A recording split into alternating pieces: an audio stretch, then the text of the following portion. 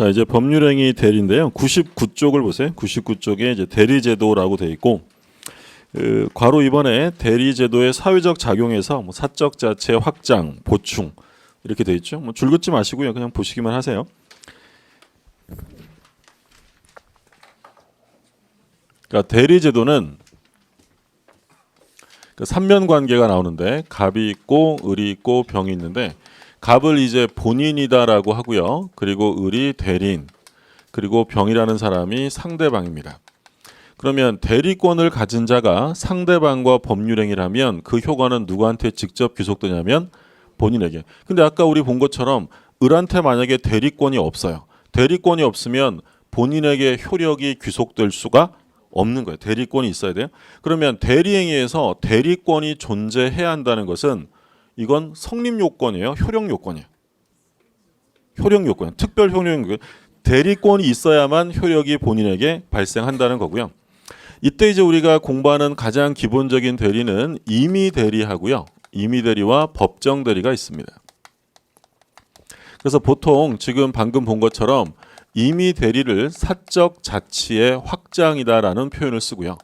법정 대리는 사적 자치의 확장이 아니라 보충, 보완해주는 역할을 한다라고 표현합니다. 그러니까 임의 대리라는 건 뭐냐면 갑이라는 사람이 자기가 직접 법률행위를 할 수도 있는데 자기가 뭐 시간이 부족하거나 어떤 이유 때문에 얘를 대리인으로 선임을 하는 거야. 그래서 임의 대리가 이루어지려면 반드시 대리권 수여가 있어야 돼요. 대리권 수여를 우리가 뭐라고 할 거냐면 수권이라고 할 거예요.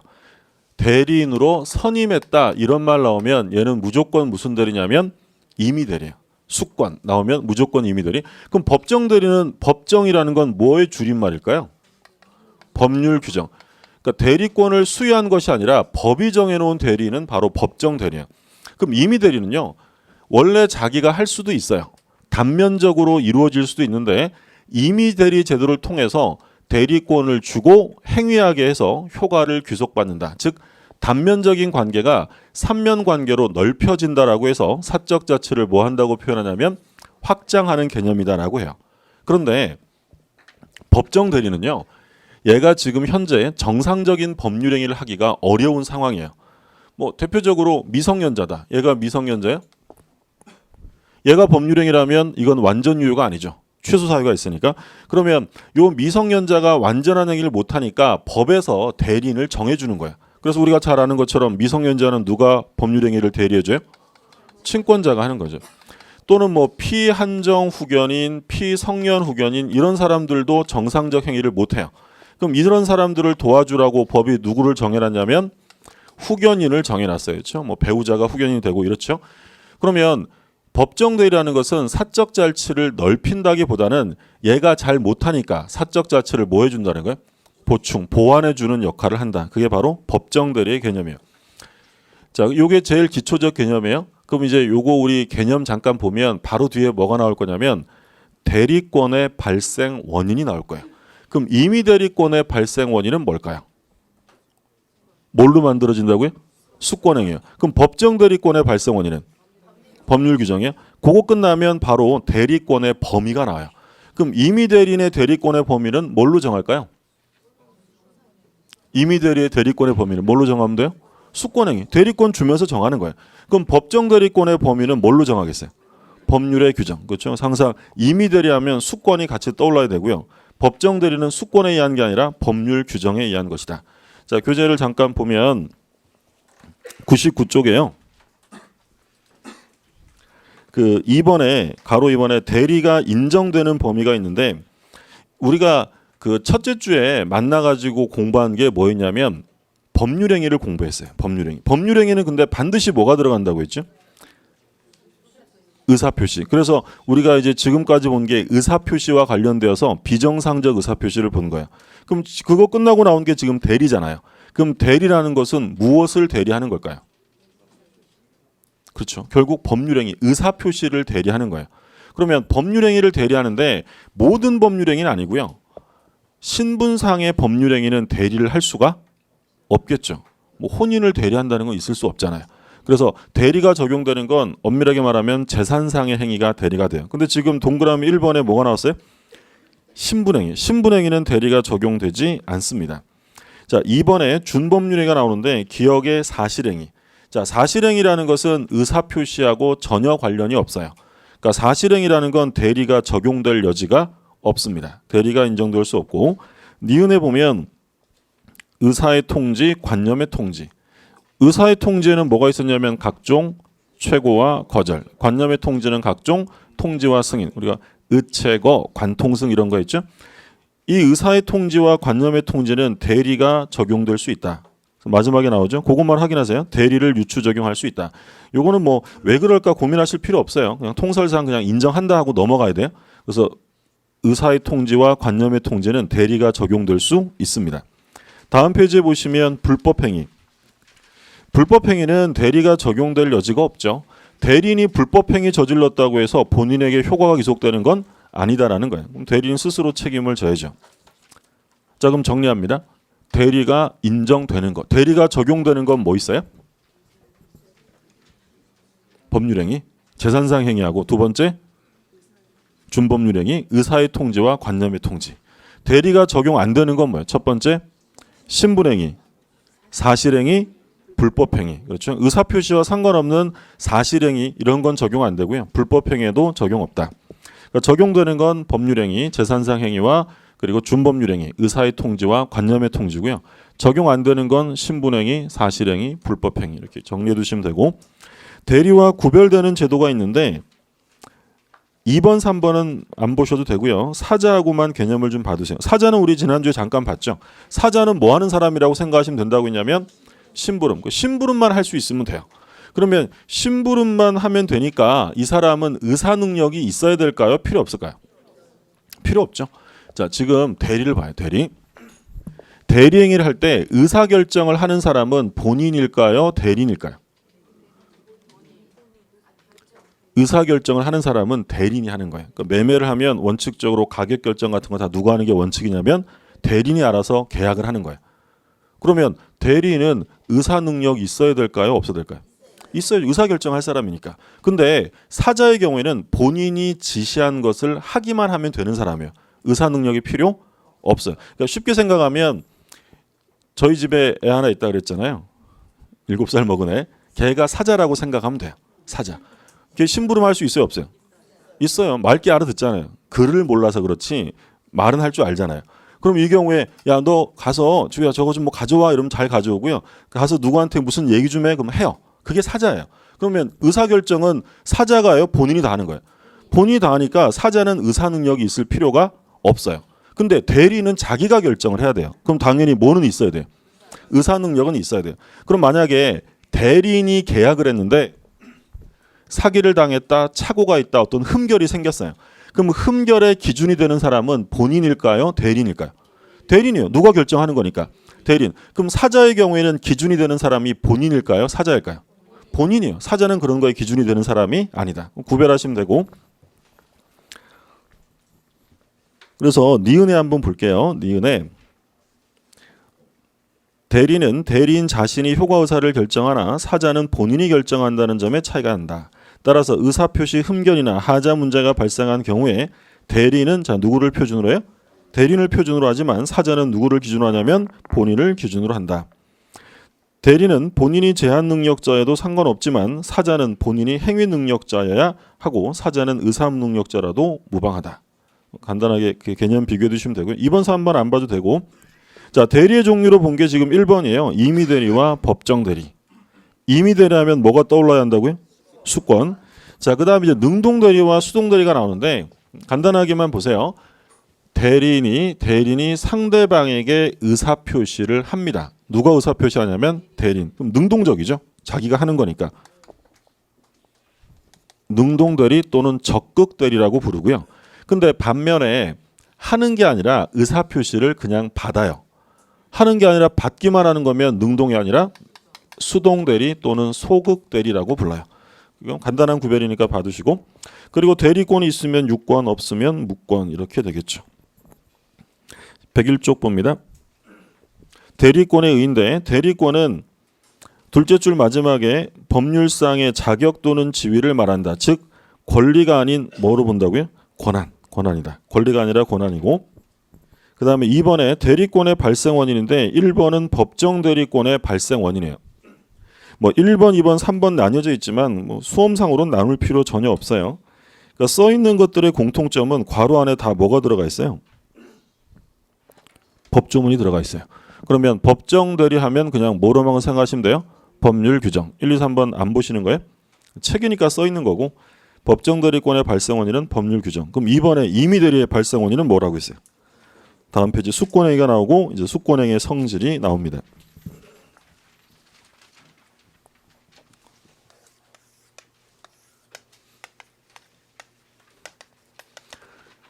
자, 임의 대리를 보면 갑이 을에게 대리권을 수여합니다. 그게 이제 수권 행위예요.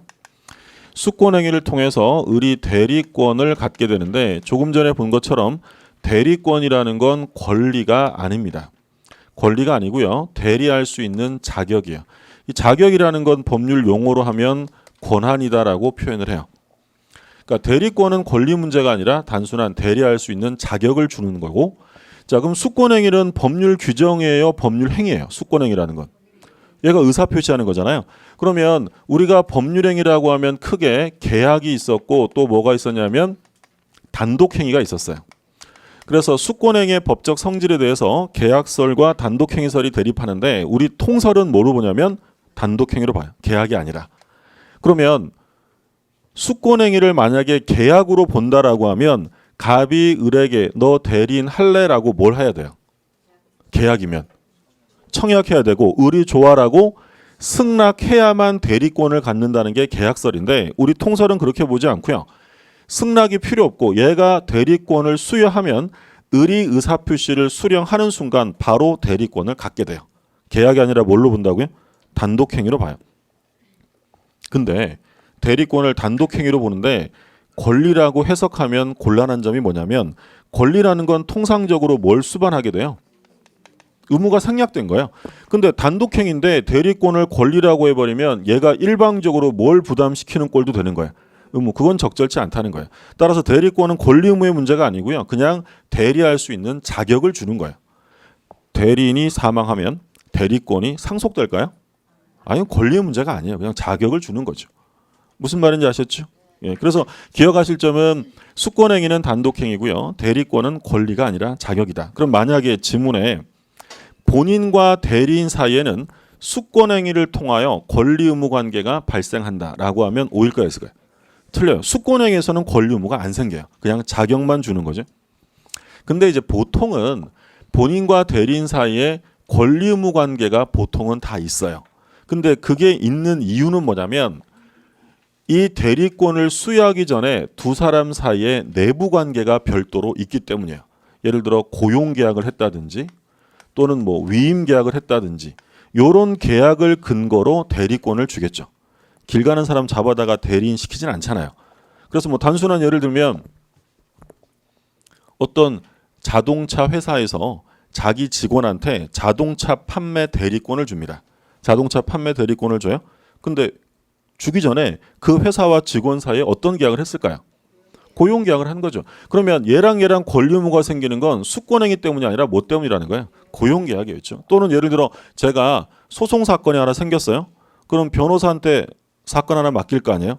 그러면 대리권 주기 전에 보통 무슨 계약서 쓸까요? 위임 계약서 쓰겠죠. 그렇죠? 그러니까 위임이랑 고용은 같아요, 달라요? 달라요. 그러니까 고용이라는 건 고용되면 누구 말 잘 들어야 돼요? 사장님 말 잘 들어야죠. 근데 위임 계약은 독자적인 사무 처리를 하는 걸 위임이라고 해요. 그러니까 우리가 변호사를 쓸 때 변호사를 고용한다라고 해요? 변호사에게 위임한다고 해요? 위임한다 이런 얘기죠. 요걸 뭐라고 부르냐면, 요거를 우리 민법에서는 원인된 법률 관계라고 불러요. 그러니까 결국에는 수권행위하고요, 원인된 법률 관계는 같은 거예요, 별개로 이루어지는 거예요? 수권행위랑 고용계약, 위임계약, 요 원인된 법률 관계는 하나예요, 별개예요? 고용하면 반드시 대리권 주나요? 그렇지 않잖아요. 이건 하나가 아니라 별개예요. 별개고, 다만 이 대리권을 수여할 때는 일반적으로 이런 관계들이 존재한다는 거예요.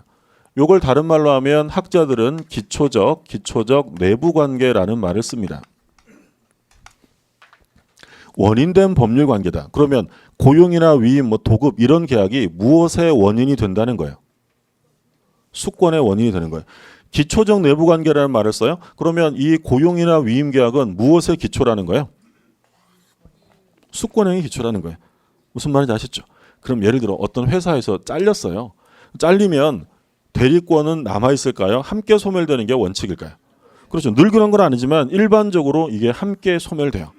자, 그럼 여기서 이제 한 가지 봐두실 점은 원인된 법률 관계라는 것은 법정 대리에서도 나올까요? 임의 대리에서만 나올까요? 그렇죠. 이건 무엇의 원인일까? 수권의 원인이니까. 자, 그러면 원인된 법률 관계의 종류는 임의 대리와 법정 대리의 공통 소멸 사유다라고 하면 OX. 틀려. 이건 어디서만 나와요? 임의 대리. 수권이니까. 그래서 원인된 법률 관계가 종료되거나 또는 대리권 줬다가 하지 마세요라고 수권을 철회할 수 있는데 수권행위의 철회나 원인된 법률 관계 종료는 임의 대리에만 나오는 특유한 소멸 사유고요. 법정 대리에서는 나올 수 없어요. 우리 시험에서 뭐라고 물어봤냐면 수권행위의 철회는 임의 대리와 법정 대리의 공통 소멸 사유다라고 물어봤어요. OX? 틀려요. 임의 대리에만 나옵니다. 자, 교재를 잠깐 좀 보고 갈게요.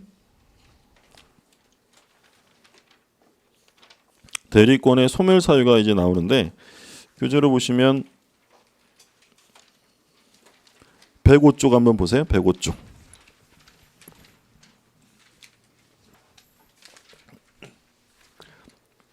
127조 8조 나오죠. 대리권 소멸 그 조문의 별표 하나 해두세요. 별표 하나 해두시면 자 127조는 대리권은 다음 각 호에 어느 하나에 해당하는 사유가 있으면 소멸한다. 제1호 본인의 사망, 제2호 대리인의 사망, 성년 후견의 개시 또는 파산. 그러니까 이 127조는요 공통 소멸 사유예요. 임의 대리든 법정 대리든 이 사유에 해당되면 전부 다 소멸합니다. 다음 페이지 나와 있어요. 안 적으셔도 되고. 이건 그러면 꼭 암기하셔야 돼요. 본인은 뭐만 있어요? 본인은 사망. 뭐 상식적으로 생각하면 본인이 사망했는데 대리인이 뭐가 필요하겠어요? 그리고 대리는 몇 가지가 나와요? 대리는 3가지. 대리인의 사망. 이거 말할 것도 없죠. 그 다음에 성년 후견의 개시예요. 그러니까 종전용으로 하면 금치산 선고예요. 대리인이 금치산자가 되면 대리권은 어떻게 돼요? 소멸하는 거예요. 그렇죠? 그러니까 대리인이 성년 후견 개시, 즉 금치산 선고를 받게 되면 본인과 대리인 사이에 인간적 신뢰관계가 깨진다라고 해서 소멸 사유로 규정한 거고요. 마지막에 뭐가 나요? 파산. 대리인이 파산되면 본인과 대리인 사이에 경제적 신뢰관계가 깨진다라고 해서 소멸 사유로 규정한 거야. 대리인은 몇 개요? 사망, 성년 후견 개시, 파산.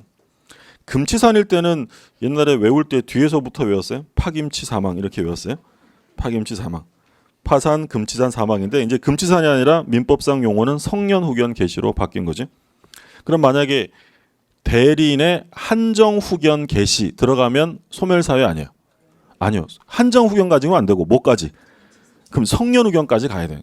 무슨 말인지 아셨죠? 그리고 뭐 예를 들어서 본인의 파산, 소멸 사유 아니에요? 아니요. 본인은 뭐만 들어가요? 사망, 본인은 사망, 대리는 사망, 성년 후견 개시, 파산. 자, 128조입니다. 법률 행위에 의하여 수여된 대리권. 법률 행위로 수여된 대리권이면 임의 대리예요, 법정 대리예요? 임의 대리죠. 법정 대리는 법률 행위가 아니라 뭘로? 법률 규정이고 요 수권 행위가 법률 행위잖아요. 그래서 수권 행위, 법률 행위를 통해 만들어진 게 임의 대리예요. 임의 대리인의 대리권은 전조의 경우 외. 전조가 바로 뭐겠어요? 그러면 127조 공통 소멸 사유 이외에 그 원인된 법률 관계 종료에 하여 소멸한다.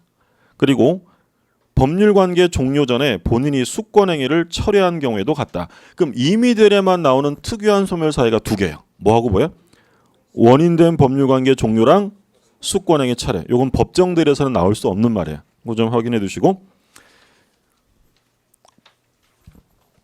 자, 그럼 하나 좀 마무리하면 이제 대리권을 수여할 때는요. 수권 행위는 방식의 제한이 있느냐라고 물으면 방식의 제한은 없어요.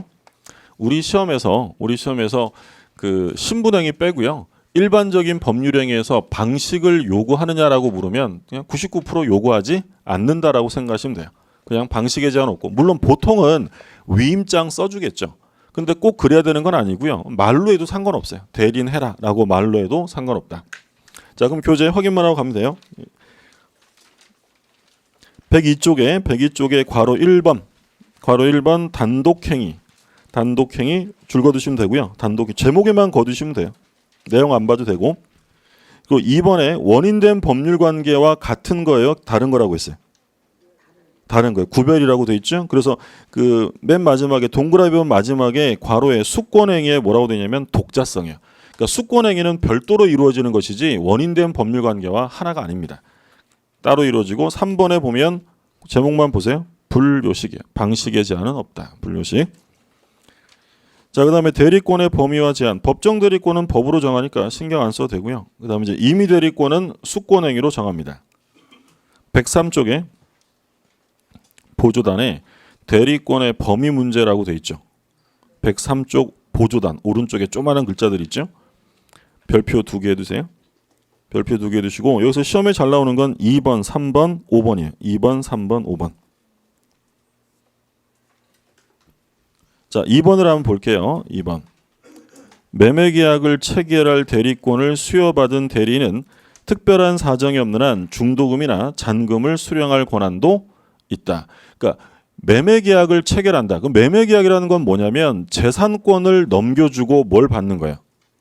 돈, 대금 받는 거잖아요. 그러면 매매계약이라는 계약 속에는 돈 받는 게 포함되니까 매매계약에 대리권이 있으면 대금 수령 권한이 있다는 거예요, 없다는 거예요? 있다라는 거예요. 그 안에 들어가는 거니까. 더 나아가 3번 연결해서 받으세요. 3번 보면 매매계약의 체결과 이행에 대한 포괄적 대리권자는 매매대금 지급기를 자, 뭐 해줄 수 있어요? 연기에 동그라미 해두셔야 돼요. 근데 글자가 떨어져 있어서 동그라미가 좀 불편하겠네. 괄호 해두시든지 연기해 줄 권한도 있어요. 그러니까 2번, 3번은 묶어서 이해하세요.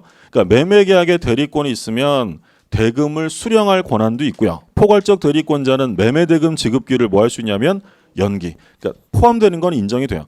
그런데 수여된 대리권과 상반되는 권한은 인정해 줄 수가 없겠죠. 그게 바로 4번 한번 보세요.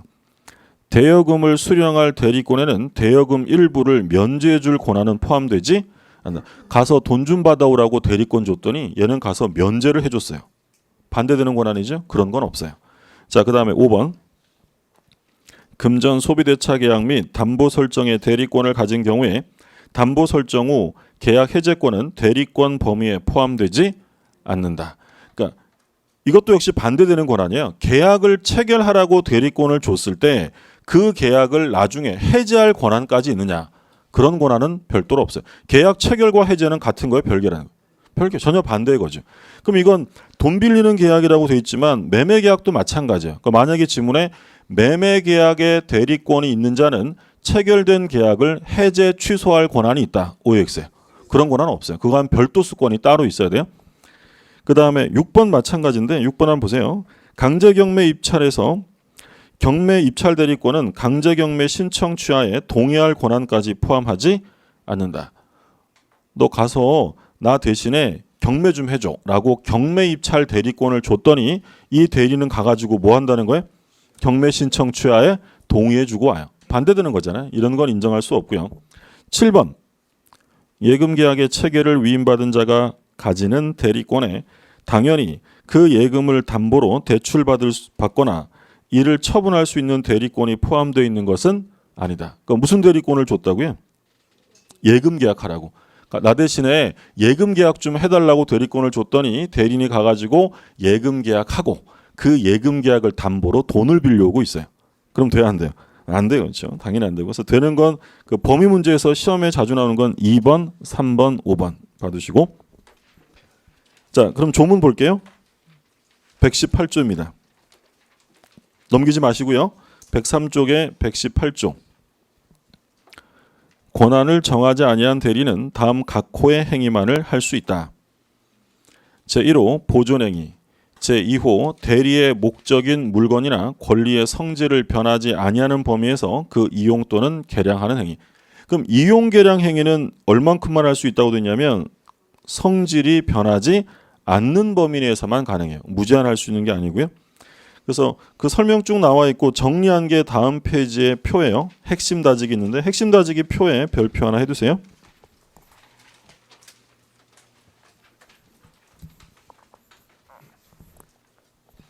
대리권의 범위인데 먼저 법정 대리. 법정 대리는 뭐 법률로 정하는 거니까 신경 안 써도 되고요. 두 번째는 임의 대리입니다. 그래서 임의 대리의 경우에는 수권 행위를 해석하면 돼요. 그래서 이제 나온 게 좀 전에 본 것처럼 매매계약에 대리권이 있으면 대금 수령 권한이 있고 포괄적 대리권자는 매매대금 지급기일을 뭐 할 수도 있어요? 연기해 줄 수도 있다라는 게 판례 해석이고요. 그러나 반대되는 권한은 없기 때문에 계약 체결의 대리권이 있다고 해서 그 계약의 해제나 취소할 권한은 없습니다.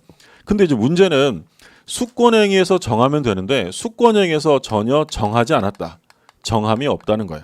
그러면 어느 정도까지 할 수 있느냐? 그래서 지금 118조가 규정되어 있는 거죠.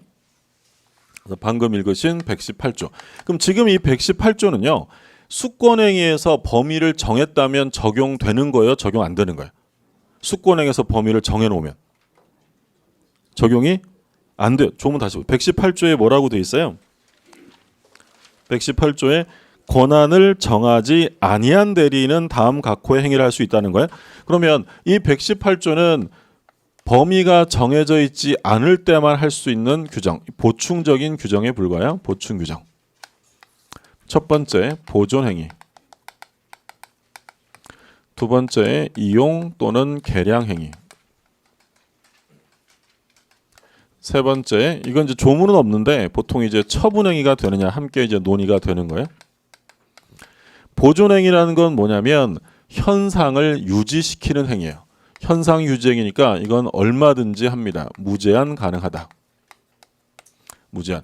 그러니까 뭐 대표적으로 본인의 가옥이 파손되었어요.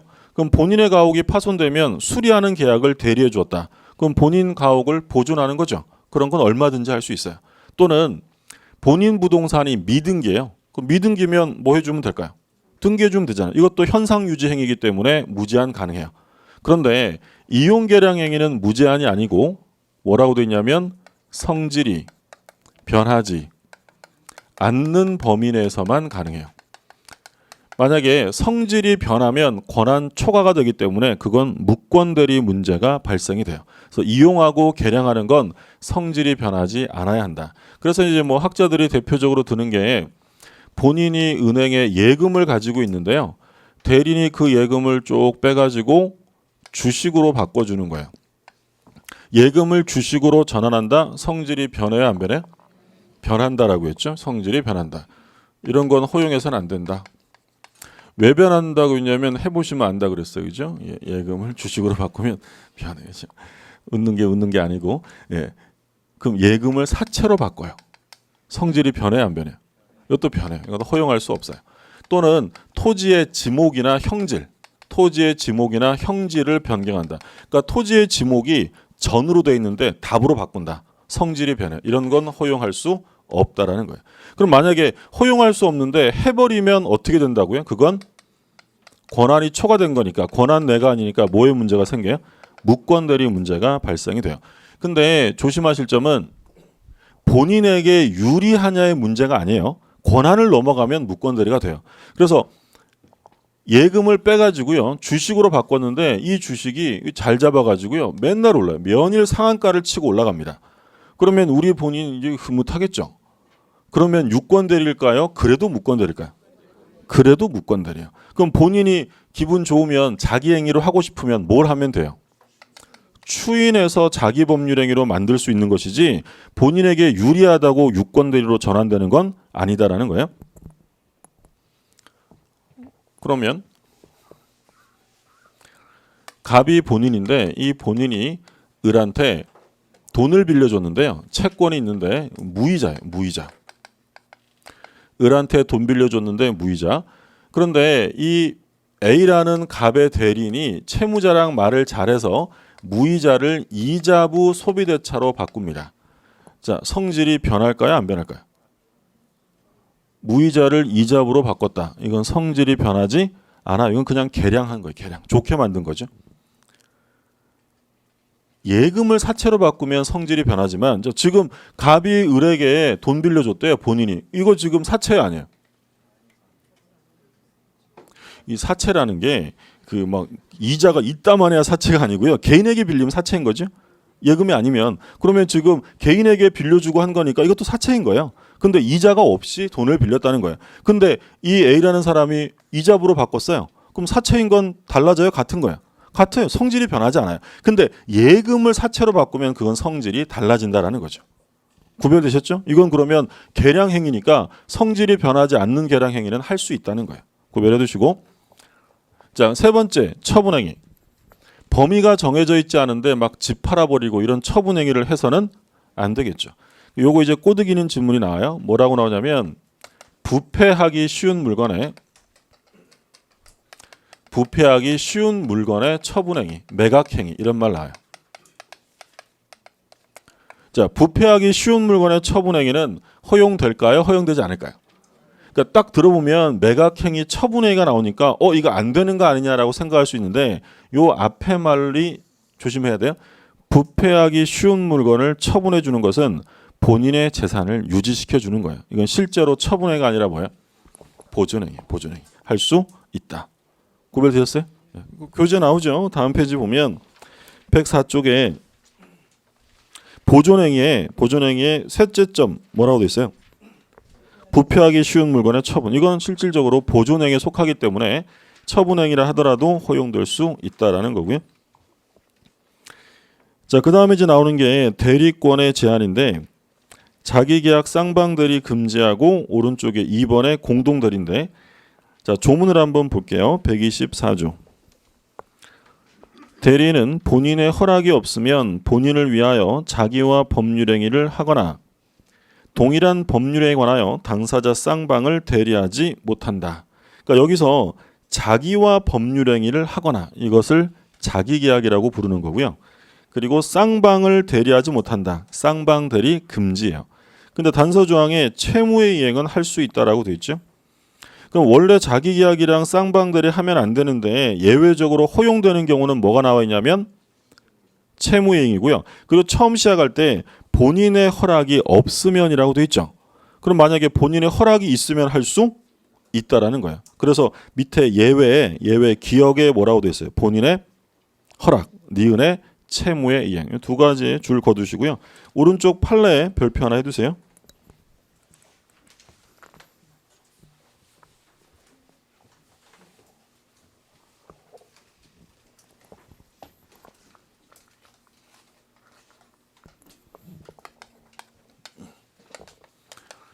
자, 지금 여기서 이제 금지하고 있는 건 두 가지예요. 자기계약 쌍방대리를 금지하는데 이 두 가지 문제가 첫 번째가 124조 자기계약 쌍방대리 금지. 그리고 이제 바로 이어서 나오는 게 이제 공동대리. 근데 자기계약 쌍방대리 금지는 이제 124조에 규정되어 있고요. 얘는 119조인데 근데 예외적으로 허용되는 경우가 있었죠. 두 가지. 뭐하고 뭐였어요? 본인의 허락이 있으면 가능하고 두 번째는 채무의 이행이에요. 채무의 이행. 근데 본인이 허락했다면 뭐 말할 것도 없죠. 당연히 되는데 조심하실 점은 채무 이행이에요. 여기서 채무 이행이란 모든 채무 이행을 말하는 것이 아니고 다툼이 없는 채무를 말해요. 다툼이 없는 채무의 이행. 그러니까 말하자면 완성된 채무죠. 그러니까 그 채무가 이행이 되었을 때 새로운 이해관계가 발생될 수 있다면 그건 안 돼요. 다툼이 없어서 이미 완성된 채무이행만 가능하다라는 거예요. 자, 어떤 건지 한번 볼게요. 일단 갑이 아파트를 하나 가지고 있는데 을한테 대리인 아파트 좀 하나 팔아줘라고 대리권을 줍니다. 그럼 이게 만약에 자기계약이라는 건 누가 이 아파트를 사는 거예요? 대리인 자기가 사는 거예요. 그럼 누가 피해를 볼 수 있어요? 그러니까 계약서를 쓰면 매도인란과 매수인란을 보면요. 매도인 누구예요? 갑인데 누가 대리해요? 을. 그럼 매도인란에는 갑의 대리인 을 이렇게 되고요. 매수인은 누구예요? 을이에요. 그러면 누가 혼자 계약서 씁니까? 을이 자기 집에 누워서 매매 계약서를 혼자 써요. 가격 결정도 대리인이 혼자 하고요. 그럼 누가 피해를 봐요? 갑. 그러니까 하지 말라는 거예요. 그러면 쌍방대리는 뭐냐면 갑이 을에게 아파트를 하나 팔아달라고 대리권을 줬는데 마침병은 아파트를 하나 사달라고 대리권을 줬어요. 그러면 매도인은 갑의 대리인 을이고요. 매수인은 어떻게 돼요? 병의 대리인 을. 결국 누가 혼자예요? 을이 혼자입니다. 그럼 둘 중에 한 사람에게 피해가 생길 수 있겠죠. 그래서 하지 마라라고 금지합니다. 근데 본인이 뭐라고 했냐면 대리인 아파트 좀 팔아주는데 필요하면 네가 사도 돼라고 허락을 했대요. 그럼 당연히 할 수 있는 거예요. 여기까지 문제 없어요. 두 번째는 이제 조심하실 점은 바로 채무행위인데 을이 갑한테 예를 들어서 1억 원의 채권이 있어요. 그러니까 을은 갑의 대리인인데 이제 금전을 출납할 대리권이 있어요. 금전 거래하는 대리권. 근데 변제기가 언제냐면 1월 19일이에요. 변제기가 1월 19일. 그럼 오늘 19일 지났죠? 변제기가 됐네. 그러니까 을이 변제기 됐으니까 돈 받아가야지 이러면서 혼자 갑의 통장에서 1억 원을 인출합니다. 이게 허용되느냐를 묻는 거예요. 될까 안 될까요? 그래서 이제 감정적으로 생각하지 마시고 남의 통장에 손대 이런 생각하지 마시고 이게 지금 분쟁이 있는 채무예요? 이미 완성된 채무예요? 완성됐죠. 변제기 도래했고 돈 받아가는 건 얘한테 아무런 피해가 생기지 않는 거예요. 그건 된다는 거예요. 만약에 안 받아가면 오히려 갑은 지연배상을 해야 돼요. 받아가 주는 게 얘한테도 유리한 거죠. 근데 만약에요. 변제기가 4월 19일이었어요. 어차피 뭐 받아갈 돈이 있는데 내가 지금 돈 필요하니까 한 3달 땡기자. 지금 받아가요. 본인에게 피해가 있어요 없어요? 있죠. 기한의 이익을 침해당하잖아요. 그럼 이런 채무이행은 완성된 게 아니니까 허용해서는 안 된다는 거예요. 그러니까 이건 뭐 암기하실 내용이 아니고요. 요 채무가 이행되면 본인에게 새로운 피해가 생길 수 있냐 없냐만 구별하면 돼요. 예를 들어서 1억을 빌려줬고 변제기 도래했습니다. 근데 을이 1억 받아갈 게 있는데 나는 돈 대신에 네 건물로 받아갈게. 자, 이걸 뭐라고 하냐면 대물 변제라고 해요. 대신에 돈 대신에 뭘로요? 물건으로 변제받는다. 이게 대물 변제. 그러면 돈 대신에 물건으로 변제받는 계약을 자기 혼자 체결했대요. 본인에게 피해가 생길 수 있어요 없어요? 당연히 있죠. 그럼 이런 건 허용해서는 안 돼요. 다툼이 있는 채무니까. 무슨 말인지 아셨죠? 예. 그럼 이건 어떨까요? 갑이랑 을이랑 부동산 매매 계약을 합니다. 그럼 이제 매매 계약하면 이제 돈 주고받고 등기 서류 주고받고 결국 이제 등기소 가서 뭐예요? 등기 신청해야죠. 근데 등기 신청은 물론 뭐 직접 할 수도 있지만 보통 누구한테 많이 맡기냐면 법무사 아저씨한테 많이 맡기잖아요. 그럼 법무사는 매도인의 서류도 가지고 매수인의 서류도 가지고 혼자 가서 등기 신청해요. 얘 지금 뭐 하는 거예요? 쌍방을 대리합니다. 그러면 법무사가 하는 쌍방 대리 등기 신청행위예요. 이 등기 신청행위는 새로운 이해관계가 발생되는 거예요. 완성된 걸 이행하는 거예요. 완성된 걸. 그럼 이건 당연히 허용할 수 있다라는 거예요. 우리 시험에 이게 한번 나왔어요. 등기 신청행위가 쌍방 대리가 되느냐? 그건 가능해요. 완성된 걸 이행하는 거니까. 요게 이제 자기계약 쌍방 대리 금지인데 판례 한번 볼게요. 105쪽에 판례. 제목만 보시면 돼요. 부동산 입찰 절차에서 동일한 물건에 관하여 1인이 2인 이상의 대리인이 된 경우 그 대리인이 한 입찰 행위의 효력. 어떤 상황인지 아시겠어요? 그러니까 어떤 사람이 경매 입찰 대리를 들어갔어요. 근데 한 사람을 대리한 게 아니라 두 사람을 대리해서 동일 사건에 들어간 거예요. 그럼 어떤 일이 발생하냐면 한 사람이 낙찰되면 한 사람은 무조건 떨어지는 거예요. 그럼 둘의 이해관계가 서로 충돌되죠. 이런 쌍방대리 하면 돼야 안 돼요? 안 된다는 거예요. 이건 분쟁이 생길 수 있는 거니까. 그래서 효력이 인정될 수 없다는 점 판례. 이거 한번 출제됐던 판례니까 확인해 두시고 그 다음에 이제 각자들인데요. 조문 한번 볼게요. 119조. 대리인이 수인인 때는 각자가 본인을 대리한다. 그러나 법률 또는 수권행에 다른 정한 바가 있는 때는 그러하지 아니하다. 1번의 원칙은 뭐라고 돼 있어요? 각자들이. 그렇죠? 그래서 파란 글씨에 별표해 두세요. 원칙적으로 각자들이지 공동대리가 아닙니다.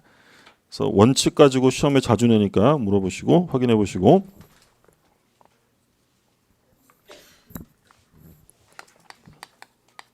대리인이 여러 명이에요. 그럼 대리인이 여러 명이면 원칙은 각자 대리합니다. 각자 대리. 그럼 공동대리가 되는 건 언제냐면 대리인이 여러 명일 때 법률의 규정이나 또는 뭐 의사표시로 수권행위로 공동대리로 만들 수 있어요. 그러니까 대표적으로 이제 법이 정하는 공동대리는 하나가 있는데 그게 뭐냐면 친권자예요. 친권자. 친권은 누가 행사하는 거예요? 친권은 부모가 공동으로 행사하는 거죠. 그러니까 미성년자의 법률 행위를 엄마 혼자 하거나 아빠 혼자 하면 그건 안 되는 거예요. 같이 하라. 공동대리요. 그러면 갑이라는 사람이 본인인데 아파트가 하나 있어요. 대리인이 세 사람이에요. A, B, C한테 얘들아 내 아파트 좀 팔아줘라고 대리권을 수여하면 이 A, B, C는 공동으로 결정해야 돼요. 각자 하면 되는 거예요. 각자. 그게 원칙이에요. 그래서 시험에 잘 나오는 건 대리인이 여러 명이면 공동대리를 원칙으로 한다라고 하면 틀려요. 전부 다 대리권이 있는 사람이니까 각자 알아서 팔면 돼요. 근데 갑이 야 니들 좀 그러지 말고 신중하게 좀 해라고 얘들을 묶어요. 공동으로 하도록. 그러면 그때 뭐가 되냐면 공동대리. 그럼 이때 공동이라는 건 무엇을 공동으로 하는 게 원칙이냐면 의사결정 공동설이 통설이에요. 의사결정을 공동으로 하면 된다. 그러니까 꼭 의사표시까지 공동으로 하래요. 결정을 공동으로 하면 돼요.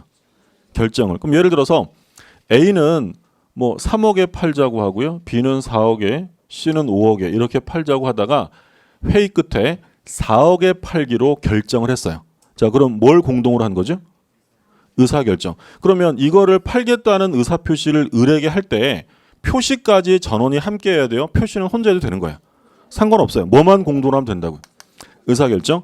자, 그러면 얘네들이 대리인이 상대방에게 의사표시를 하는 거니까 의사표시를 하는 대리를 뭐라고 불렀죠? 하는 거니까 능동적이에요, 수동적이에요? 하는 거니까 능동대리죠. 능동대리. 그러니까 능동대리의 경우는 의사결정을 반드시 공동으로 해야 돼요. 근데 반면에 상대방이 대리인에게 의사표시를 한다. 얘들은 받는 거죠. 그럼 능동이 아니라 수동이에요.